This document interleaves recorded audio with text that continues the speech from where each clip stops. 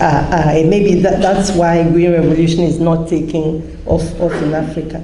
Even more importantly, to understand the levels of peasant distress in India is illuminating, because India is supposed to have had some very important developments in agriculture that we need to learn from. So just this ability to learn in closer detail the experiences of a country like this, I think is very invaluable for those of us who work on agrarian issues in Africa. I also want to thank the presenters before me, particularly Issa and Walter, basically for laying the foundations of my presentation. I think in the broad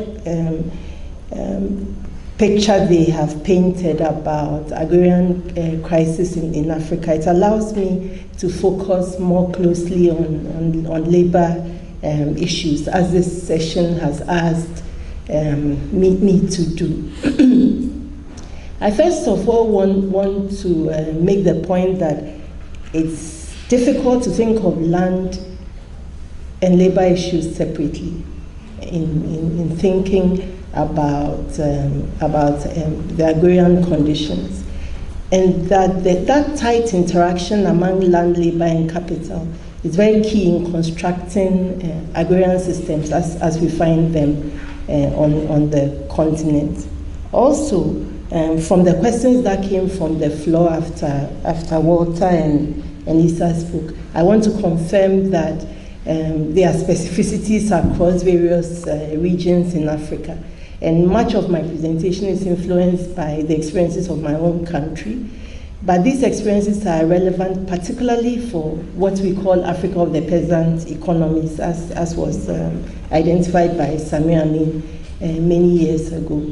If you look at a country like Ghana now, clearly agriculture is in stagnation. It's been growing much lower than the other sectors of the economy in terms of its contribution to GDP. There are issues about productivity, but most importantly, there are issues about the ability of farmers to reproduce themselves. Ghana has not made the agrarian transition in a way that has been envisaged by policymakers. Agriculture is still very much smallholder agriculture, less than 2 hectares on average. At the same time, we see a growth in farm sizes between 2 and 5 hectares. And that suggests that there's increasing differentiation in the countryside. Some people have pointed out that this has been due to capital from outside the rural areas. At the same time, some of these farmers who are growing 5 hectares now have been farmers all their lives. So clearly, there's a mixed picture. It's important to note that the changes in agricultural value systems in this phase of globalization have created significant changes in land relations. The first, of course, is the increasing commodification of land, but related to that, the rise of enclosures. Much more land is concentrated on the one hand. At the same time, some farmers see even more fragmentation. Increasingly in the countryside, we see landless people, as well as the rise of the so-called middle farmers that I was talking about. But importantly has been the loss of common property resources, and accompanying that, some really troubling land use conflicts. So currently, many countries in West Africa are embroiled in land use conflicts between sedentary farmers and pastoralists. And because this is a regional problem, it raises all sorts of huge security issues, because the rights of pastoralists are not respected, and they in turn have had to fight back in a robust manner. Over the years, we also see an increasing significance in agricultural commodity production, and this has huge implications for agrarian labor relations. Partly because much of the growth has been from extensification strategies.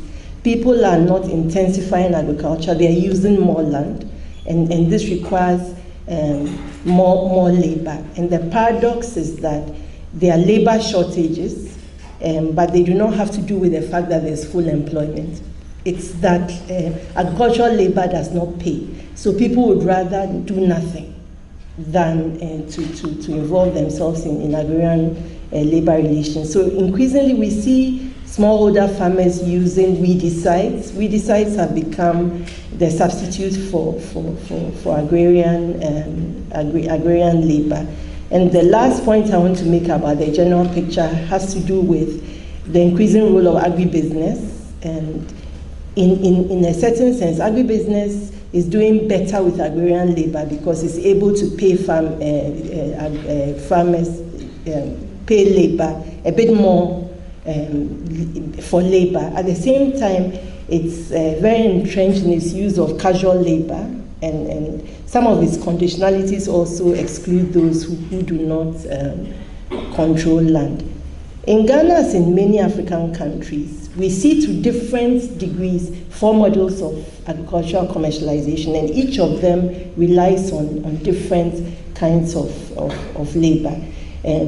Plantation agriculture is still very, very present in Africa, much less so in West Africa, but it mainly uses wage work and outgrower schemes. We see independent medium-scale farmers. They mostly use unpaid labor and also paid family labor, wage work, but also traditional share contracts. And I'd like to point out that one of the things you have to notice about the changing labor regimes, particularly in West Africa, is an interaction between indigenous labor systems and foreign systems. So the traditional contract farming systems were basically made up of share contracting systems. So those who don't have land will be hired by those who have land in return for a portion of the harvest rather than money, and sometimes it's a portion of the farm. So share contracting has been with African agriculture for a very long time, and it is a system which is not scrutinized much because many policymakers think that is solving the problem of landlessness. But this having to pay a landlord a third of your harvest sometimes can be very steep and has left many farmers in poverty. We also have smallholder commercial agriculture, which is of long standing. So it's smallholders who basically powered Ghana's dominance in cocoa production. So cocoa production in Ghana is largely done by smallholders, and they mainly use unpaid family labor, but also share contracts. The fourth system I want to draw attention to is the rise in contract farming, and we talked about contract farming this morning, and I will return to contract farming. And the reason why I return to that is basically to give you an example of some of the labor questions around contract farming. And contract farming mainly uses casual labor and also contract farmers in production. And most of the time it's agribusiness, which basically to circumvent land issues in the agrarian production system, decides to use contract farmers to produce. Across all these 4 systems of farming, I'd like to point out that reproductive labor is a huge issue, particularly in rural areas. It's time consuming and it involves a lot of drudgery, and because of the loss of common property resources, it becomes onerous by the day. Research shows that African women spend more time looking for water than they used to because of this loss in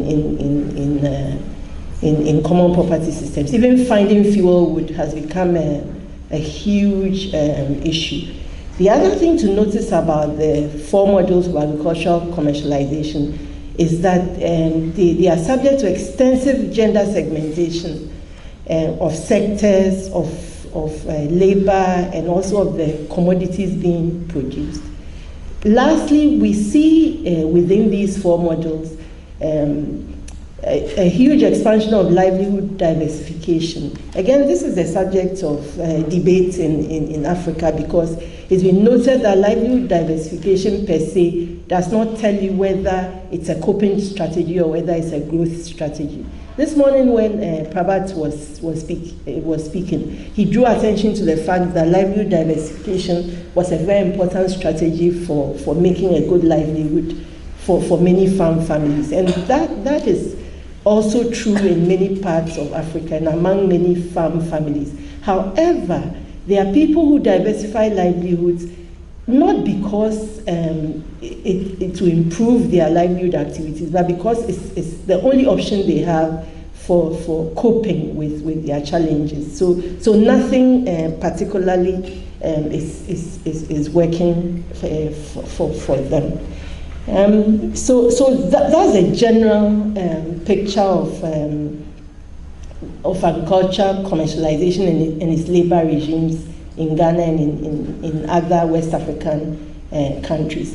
I basically want to focus on contract farming, particularly on one case which was recently the subject of my research, and it's a case of ethical contract farming. I think I focus on ethical contract farming because it brings together two issues that we've been discussing this morning. One of them is the question of certification, and the other is contract farming as a new architecture being promoted from the FAO right down to governments.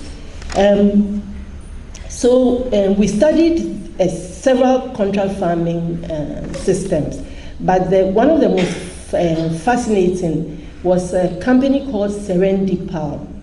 And Serendi Palm is this NGO which became agribusiness, so it's still in a hybrid position, and it's very proud of its systems of ethical contract farming. And I want to quote to you what it says about itself on its website. So it says, the difference between Serendi Palm's oil palm production and that of our major competitors is obvious. They grow oil palm on large monoculture plantations, often on freshly cleared forest land. The palm fruits are processed in central oil factories that are poorly integrated into the local communities, often with disastrous and globally criticized results for people, animals, and the environment. Serendi Palm, on the other hand, only buys palm fruit from more than 600 local organic small farmers, whom we help to switch to organic cultivation while assisting them in continuously improving soil fertility and yields. Typically, they have fields of 2 to 3 hectares, so very small in comparison with the conventional plantations that can easily have an area of 10,000 hectares. At our oil mill in Esum, we use simple processes that call for a great deal of manual labor. In this way, we have created many jobs, over 250 in total. In many regards, Serendi Palm is a training organization out of necessity, which results in great joy and the occasional headache. End of quote. So Serendi Palm is self-conscious in promoting its version of ethical contract farming as a way to solve all the problems of agribusiness in Africa, and it's comparing itself to a neighboring oil palm plantation, and it's very, although it does not mention the company, it's very clear what it is driving at. So one looked at Serendi Palm's claims in relation to what's actually happening, and it turns out that most of Serendi Palm's employers are temporary workers, and they are divided among women who are fruit cleaners and farm workers who are all men. And basically, it employs 70% male and 70% female and 30% male. So this is another claim that it makes that is interested in women. However, if you look at the division of labor in Serendi Palm, all the permanent work is being done by men, and the temporary work is being done by women and some of the men. And this is an important issue in contract farming. And not surprisingly, the critics of contract farming have maintained that its success is because companies shift their labor costs to farmers and their households, and therefore they are relying mainly on the unpaid labor of women and children. And it also allows companies to benefit from low wages and precarious conditions of informal workers, both on the farm and in processing factories. And I think that although Serendi Palm pays its workers a little more than other employers in the agricultural sector, I think it largely falls within this analysis of basically shifting its labor costs. In 2009, the UN Special Rapporteur on the Rights to Food identified the labor conditions of contract farming as problematic and urged contract companies to ensure labor conditions on contract farms were decent. And as I've already pointed out, given that contract farming is a strategy to silence the resistance to agribusiness companies, I think it's important to hold it to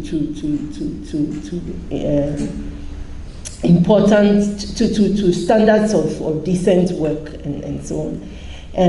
Another thing Serendi Palm claims is that contract farming is inclusive because they employ a lot of farmers. However, we note that contract farming operates on a selection bias.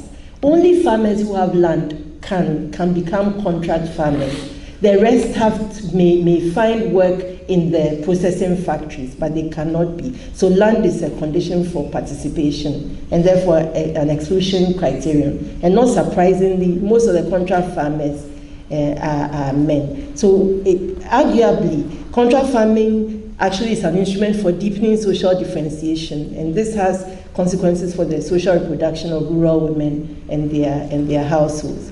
And related to this is the fact that it reinforces gender segmentation. As I pointed out, even if you look at its labor relations, most of the women were in casual labor and so on. Either they were casual laborers for processing, or they were being used as unpaid workers on farms belonging to their husbands. In one case, a contract farming scheme in Ghana introduced Saturday work to its casual workers, and they refused to do this work, and they were described as undisciplined. The other important point about the system, and this does not only affect Serendi Palm, is that although it guarantees markets verbally to farmers, they have no guarantee that all of their produce will be taken by the contract farmers. And in cases where the contracts, the agribusiness has not taken the products, contract farmers were having to find alternative markets and so on. And this is difficult in places where they are producing varieties which are foreign to local areas. So for example, in an industrial cassava scheme that we visited, marketing what the contractor failed to take was very, very difficult because people were not eating that particular variety of cassava in the area. And this resulted in a mass exit of some of the contract farmers. And basically, the other observation we also made was that contract farming doesn't necessarily secure better market prices because of the over-recruitment of contract farmers. The companies do this to protect themselves, but what it then means is that there's overproduction, and that's been the norm in several contract farming schemes we looked at. And this clearly reduces the negotiation the ability of farmers to negotiate prices. And yet farmers are not able to fix the prices of the produce that they are sold as part of the contract farming arrangement. So input prices are fixed by the company. The buying prices are also fixed by the company. And in spite of all these claims about organic farming, contract farming schemes have tended to introduce new agrochemicals to farmers. And these are with crops like cassava, which were not being produced with chemicals. And basically, this contrasts, of course, the introduction of organic farming methods for oil palm and cocoa. But what to notice about this, when they've introduced chemicals, there are environmental consequences. When they've introduced organic farming, it brings new time and labor consuming disciplines to agriculture. So it's not a very clear picture. And lastly, contract farming has been the route by which biofuels have been introduced to Ghana, and biofuels have taken labor from food production, raising all sorts of questions about food security. And many of the crops that were being claimed as flex crops could not be used interchangeably for food and raw materials and fuel. I've already mentioned the example of industrial cassava. I just want to make some points about certification. I think the scenario I've described to you about how contract farming has actually panned out in practice raises questions about the value of certification. Many of these contract farms have global certifications, including things like Global GAP, LEAF, Care Trace, Ethical Trading Initiative, Fair Trade, International Food Standard, Food BRC Global Standards, Business Social Compliance Initiative, and Institute for Market Ecology, IMO, and Fair for Life. And they proudly display these certificates in their offices and so on. And some of these certificates are to ensure food safety, environmental sustainability, promoting health and safety, biodiversity conservation, and so on and so forth. And sometimes they've claimed that these would also improve gender equity.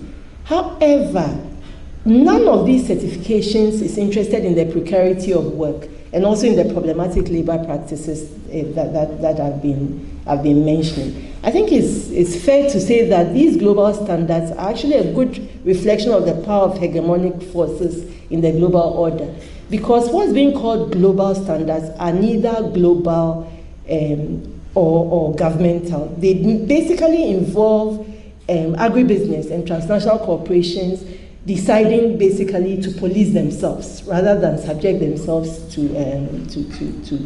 legislation and other forms of state regulation. Even more importantly, they become big business. The certification companies are making basically millions of dollars from the activities. So even this process of claiming to improve the lives of smallholder farmers far away in developing countries has actually become a big business. Recently, I was reading that Sainsbury had defected from the fair trade arm of the global certification system because it has decided that it will establish its own in-house standards, ostensibly because of disappointments about the misuse of their premiums. And yet it's clear that Sainsbury's can see that it can save itself a whole load of money, and it has a clout to do so. And given these troubled times in the agrarian system, it's very clear that even the most powerful organizations need mechanisms that can recalibrate the legitimacy of the neoliberal order, because the order has proved very beneficial to only a few and has been damaging to many. Even national governments, such as my own in Ghana, are using national guidelines derived from global guidelines such as GCAP. So in Ghana, we have guidelines for large-scale land acquisitions. We have guidelines for commercial agriculture and so on. And all of these make the similar claims that the global certification systems make. One of the problems of this approach is also that it homogenizes communities and countries in ways that do not pay attention to power configurations and company actions and so on. And this even makes the standards and norms ineffective, much less the fact that they do not cover many things.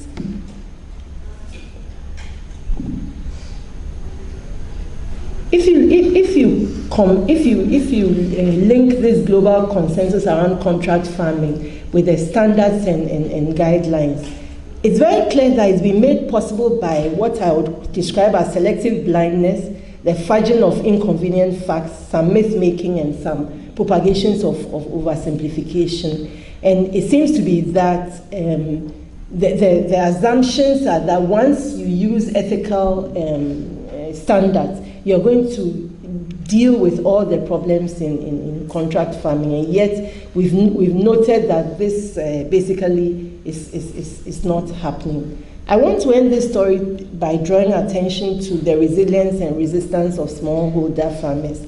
I think it's significant that women were the first to ditch industrial cassava and revert to their own crops. They've also used strategies such as selling outside the contract farming framework, refusing to work on Saturdays, and so on. And if you speak to the agribusiness companies, when we interviewed them, they were complaining all the time about labor productivity. We felt that it was speaking to efforts by smallholder farmers to maintain some control over their labor and their livelihoods. And in this, they've been supported by the whistleblowing efforts of CSOs across the globe, as well as that of some heterodox scholars. In spite of this resistance, I think global standard setting and ethical contract farming continue to raise fundamental issues about the social reproduction of small-scale households, the citizenship rights of farmers, and so on. And this needs urgent attention.